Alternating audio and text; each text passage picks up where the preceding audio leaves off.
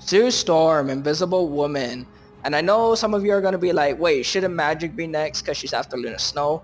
You are correct, but I felt like now would be the perfect time for me to include Sue Storm in my ranking because she's been out for a while. And she's obviously S tier to me because like all the other best healers in this game, she has a defensive ult. And if you don't know what defensive ult is, it's basically a second chance or get out jail free card because any damage the enemy team outputs just gets out healed by a defensive ult. Her ult may not have the mobile capabilities like Luna Snow and Mantis where they can run around and push the objective or push the enemy team back. It may not have the duration length like Cloak and Dagger's staggering 18-second ult, thank goodness. But what it does is that when activated, any enemies standing in her ult are slowed down.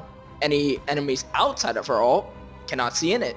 And to her basic healing where she shoots a psionic orb, it can pass through allies and enemies so she can heal and DPS at the same time.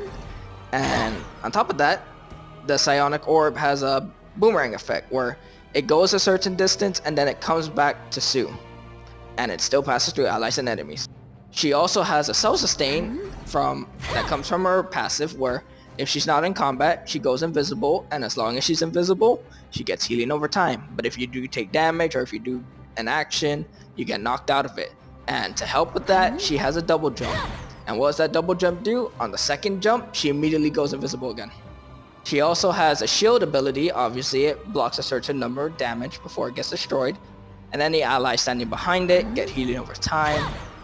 She also has a 2-in-1 ability, the push and pull. I usually use the pull when someone's trying to run away at low HP and I pull them, which either kills them or gets them to like one hit. And the push is what I like to use when there's a diver trying to dive me or a Wolverine trying to kidnap my tanks.